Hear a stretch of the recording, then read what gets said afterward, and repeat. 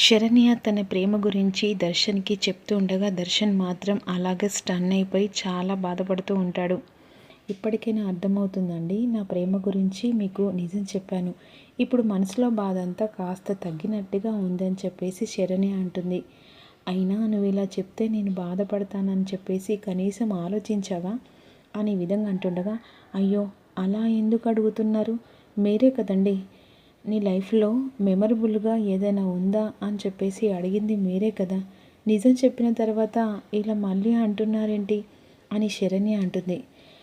అయినా ప్రేమించిన వాడి గురించి ఒక భర్తకు చెప్పడం ఇదేంటి అని అంటుండగా, నేను ప్రేమించిన ఇక అతని ఫోటో చూస్తే మీకంటే బెటర్, చాలా హ్యాండ్సమ్గా ఉంటాడు. అంటే అతని ఫోటో ఇంకా నీ దగ్గర ఉందా? అతని ఫోటో నా దగ్గర ఉంది కాబట్టి చెప్తున్నాను కదా. సరే ఒకసారి అతని ఫోటో చూపించు, 1 minute అని చెప్పేసి కబోర్డ్లో ఉన్న ఫోటో తీసుకొస్తుంది. ఇదిగోండి ఫోటో చూస్తా అన్నారు కదా అని చెప్పేసి వెంటనే ఆ ఫోటో చూపిస్తుంది. ఫోటో చూసిన తర్వాత ఒక్కసారిగా దర్శన్ షాక్ అయిపోతాడు. ఏంటి, ప్రేమించింది నన్నా? ఈ సంబంధం కాకముందుకే, మీరు నాకు ఎదురు ముందుకే మిమ్మల్ని నేను ఎప్పుడో చూశాను. మీరే నా భర్త అని చెప్పేసి ఫిక్స్ అయిపోయాను. ఆ దేవుడి దయ వల్ల మళ్ళీ నీ చేతను నేను తాళి కట్టించుకున్నానండి. మీరు మొదటిసారి చూడముందుకే మిమ్మల్ని 6 years నుంచి ప్రేమిస్తూనే ఉన్నానండి అని చెప్పేసి ఈ విధంగా అని చెప్పేసి అనేసరికి వెంటనే దర్శన్ శరణ్యను హక్ చేసుకుంటాడు. చాలా సంతోషపడుతూ ఉంటారు. ఈలోపు మాత్రం సౌమ్య మాత్రం బాగా ఆలోచిస్తూ ఉంటుంది. ఆ సమయంలో వినోద్ కాల్ చేస్తాడు. సౌమ్య, నువ్వు వాళ్ళ కాపురంలో చిచ్చు పెట్టడానికి ఆ ఇంట్లో ఉన్నావని నాకు బాగా తెలుసు. కానీ ఎట్టి పరిస్థితిలో నేను చెప్పిన అబద్ధం ఎప్పటికీ అలాగే నిలకడగా ఉంటుందని అస్సలు అనుకోకు. నువ్వు నా తల్లిని చంపేస్తానని బెదిరించిన తర్వాతే నీకు నేను అబద్ధం చెప్పాల్సిన అవసరం వచ్చింది. కానీ ఒక మంచి కుటుంబంలో నీలాంటిది చిచ్చు పెట్టాల్సిన అవసరం లేదు. ఏంటిరా దగ్గర రెచ్చిపోయి మాట్లాడుతున్నావు? నీ తల్లి ప్రాణాలు నా చేతిలో ఉన్నాయని మర్చిపోకు. నాకు ఎదురు తిరిగి నువ్వు ఏదైనా చేసావనుకో, నీ తల్లి నీకు దక్కకుండా శాశ్వతంగా చంపేస్తానని ఈ విధంగా బెదిరిస్తుంది. కాల్గా చేస్తాడు. ఆ సమయంలో వినోద్ ఎలాగైనా శరణ్యను కలిసి ఈ విషయం ఎలాగైనా చెప్పాలి, ఏం చేయాలని చెప్పేసి ఆలోచిస్తూ ఉంటాడు. వెంటనే అసలు వీడు మాటి మాటికి నాకు ఫోన్ చేసి ఇలా డిస్టర్బ్ చేయడం కంటే ముందుగా నేను ఏదో ఒకటి చేసి దర్శన్ చేత 3 ముళ్ళు వేయించుకోవాలి అని ఆలోచిస్తూ ఉంటుంది.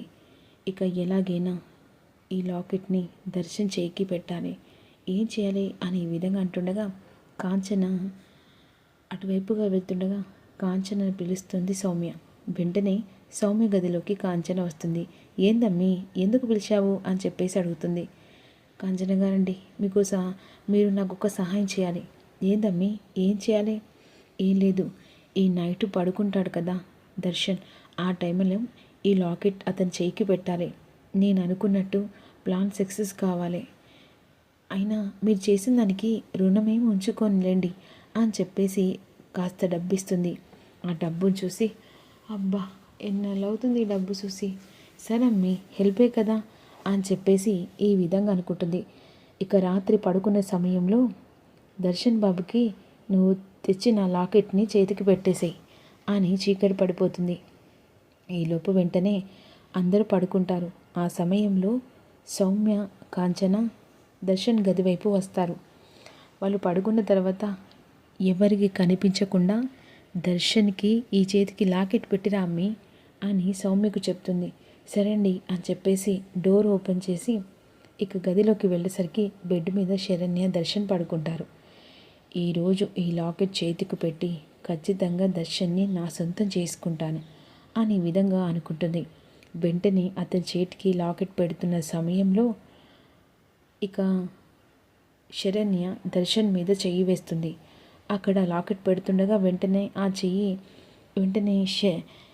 శరణ్య చేవేసరికి సౌమ్య చేతీసి అలా బెడ్ దగ్గర దాచుకుంటుంది. ఇదిలాగా ఉండగా తనకి వాటర్ కావాలని వాటర్ బాటిల్ పట్టుకొని కిచెన్లోకి ఆనంద భైరవి వస్తుంది.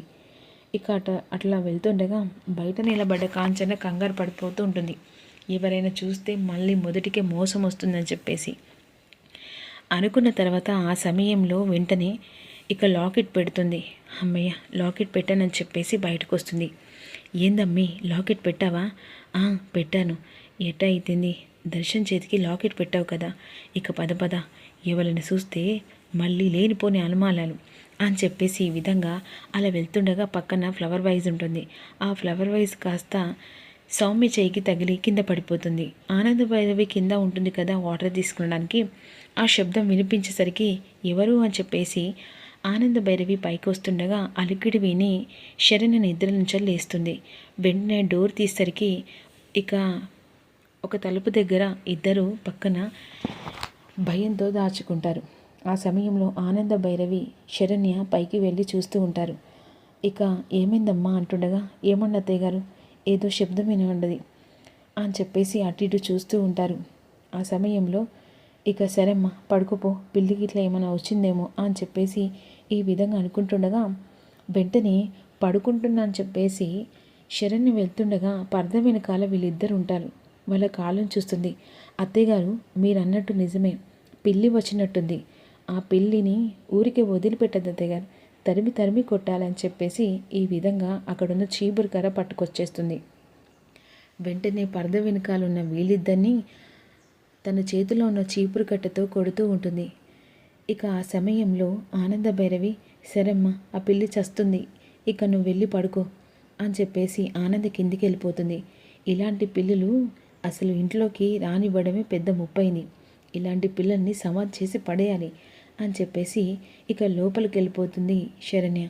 అబ్బా, తుక్కుగా కొట్టింది కదా ఈ శరణ్య అని ఈ విధంగా బయటకు వస్తారు. నాకు కూడా అలాగే ఉంది ఒళ్ళంతా. ఎలా అవుతుంది? దెబ్బలు తినడం పక్కన పెడితే కానీ దర్శన్ చేతికి లాకెట్ పెట్టాను కదా, అది మాత్రం చాలు.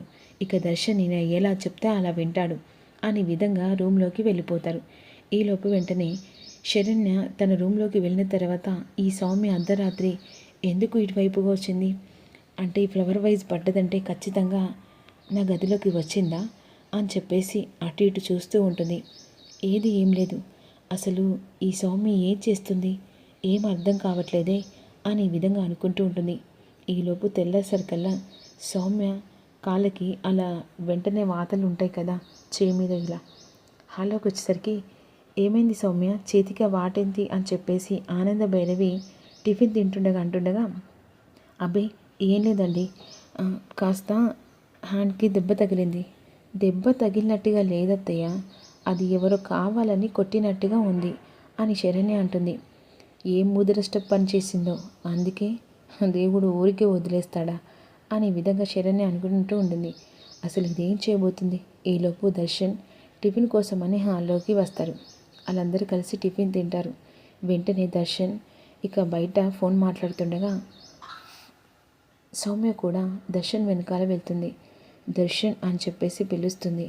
ఏంటి సౌమ్య, ఆ రోజు నా మెల్లో తాళి కట్టలేదు కదా, ఇప్పుడైనా ఈ పసుపు తాడు నా మెల్లో కట్టు, నేను నీ భార్యనవుతాను అని విధంగా తన చేతిలో ఉన్న తాళిబొట్టు దర్శన్కి చూపిస్తూ ఉంటుంది. సరే సౌమ్య, నువ్వు ఏ చెప్తే అది చేస్తాను, తాళి కట్టడమే కదా, కట్టేస్తాను.